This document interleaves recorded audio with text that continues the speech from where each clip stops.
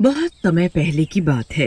एक गांव में एक परिवार रहता था। उस परिवार में रमेश, उसकी पत्नी लता और उनका बेटा राजवीर रहता था। राजवीर बचपन से ही फौजी बनना चाहता था और अपने देश की सेवा करना चाहता था। पढ़ लिख कर जब राजवीर बड़ा हो गया तो उसने फौजी बनने की इच्छा अपने माँ बाप के आगे रखी। माँ, बाबूजी, आपको तो पता ही है कि बचपन से मेरा सपना है मैं फौजी बनूं। अब मैं बड़ा हो गया हूँ, फौज में भर्ती होना चाहता हूँ और अपने देश के लिए कुछ करना चाहता हूँ। अरे बेटा राजवीर, तुम ऐसा सोच भी कैसे सकते हो?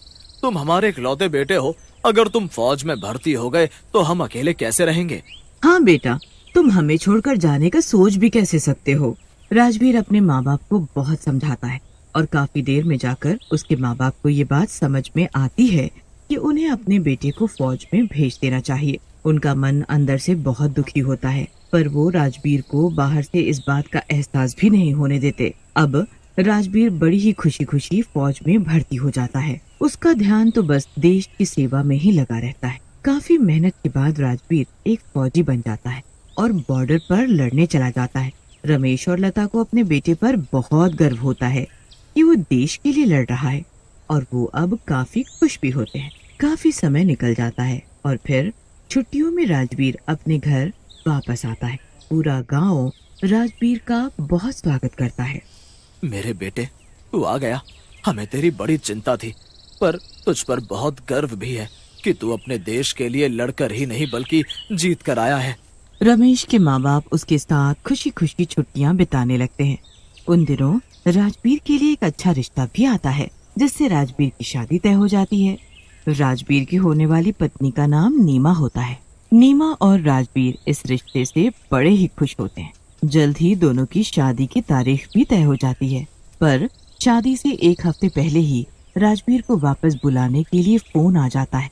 मुझे आज रात को ही निकलना है। नहीं बेटा, तू ऐसे कैसे जा सकता है? तेरी अगले हफ्ते तो शादी है। मैंने फौजी बनते वक्त कसम खाई थी कि सबसे पहला फर्ज मेरे लिए मेरा देश होगा। उसके आगे तो मेरी जान भी कुछ नहीं है। और वैसे भी मैं शादी तक वापस आ जाऊंगा माँ। अभी मेरा फर्ज मुझे बुला रहा है, मुझे जाना होगा। राजवीर किसी की एक नहीं सुनता और उसी रात जंग के लिए निकल पड़ता है। राजवीर के माँ बाप और उसकी होने वाली पत्नी नीमा हर वक्त राजवीर की चिंता करते रहते हैं। राजवीर जंग में पूरे जी जान से दुश्मन देश से लड़ रहा होता है और बस उसे दुश्मन की गोली लग जाती है, जिससे आखिरकार मौके पर ही उसकी मौत हो जाती। राजवीर की अधूरी इच्छा भी उसके साथ ही खत्म हो जाती है और वो बिना शादी के ही मर जाता है। वो अपने माँ बाप के लिए एक नया घर बनाना चाहता था। वो सपना भी अधूरा रह जाता है। अपनी अधूरी इच्छाओं की वजह से राजवीर मरने के बाद एक भूत बन जाता है।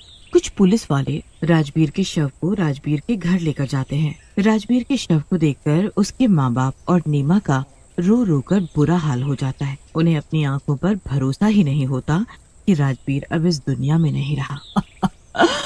बेटा, मेरा बेटा तू हमें छोड़कर नहीं जा सकता है भगवान। आप हम सबको छोड़कर क्यों चले गए?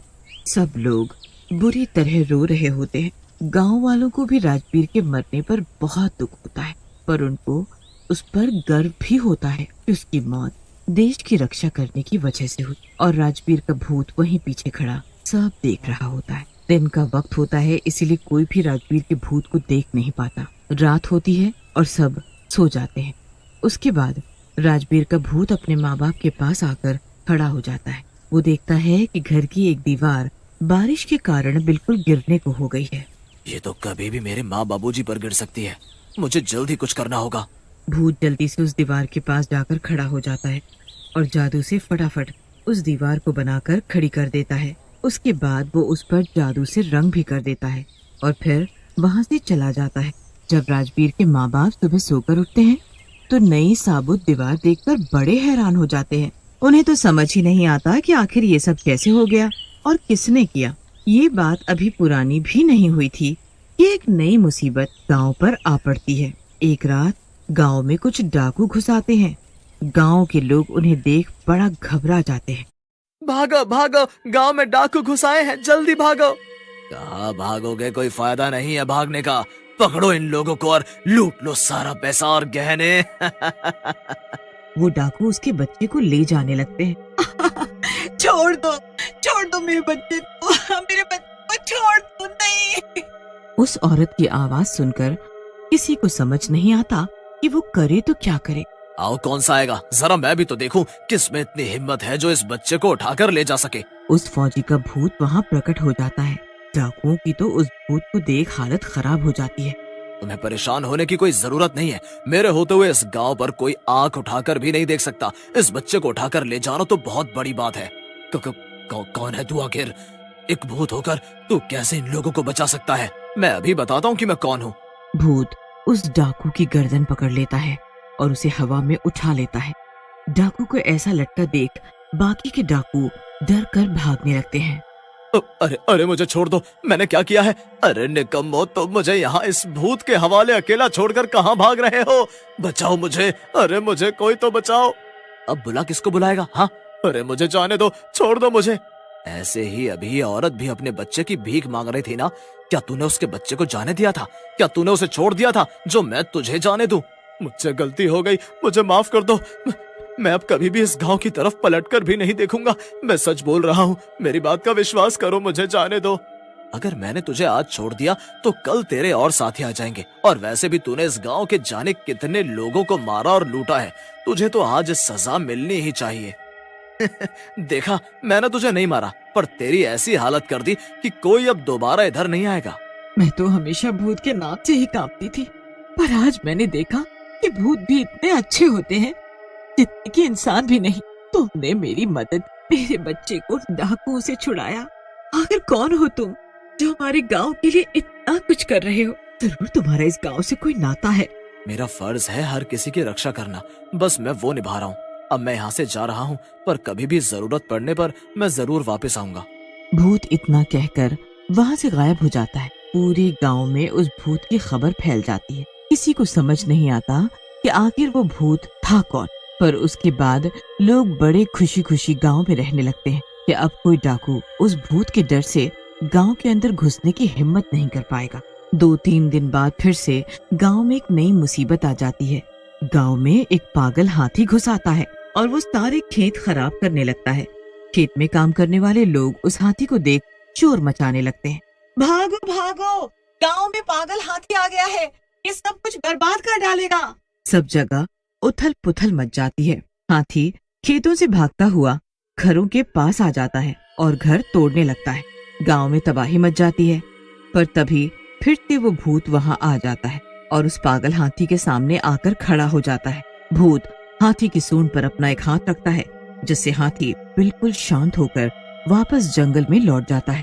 अरे ये भूत तो वही है, इसने आज फिर हमारे गांव को मुसीबत से बचाया। आखिर कोई भूत इतना अच्छा कैसे हो सकता है बहन? भूत वहाँ से फिर से गायब हो जाता है। एक दिन गांव वाले उस भूत की सच्चाई जानने के लिए एक तांत्रिक को बुलाते हैं। तांत्रिक जब अपने मंत्र को पढ़ता है तो उसे ज्यादा कुछ तो पता नहीं चल पाता, पर वो एक बात बोलता है। ये तो कोई ऐसी आत्मा है जिसे लोगों के लिए कुछ करने का जुनून है, जैसे होता है ना फौजी। पर आप लोग परेशान ना हो, ये भूत किसी का बुरा नहीं करेगा। राजवीर के घर वालों को बहुत बड़ा धक्का लगता है। पूरा गांव उनसे मिलने उनके घर आता है। मत रो बहन, वो तुम्हारा नहीं पूरे देश का बेटा था और अभी भी है। ऐसा बेटा भगवान सबको दे जो मरने के बाद भी अपना फर्ज निभा रहा है।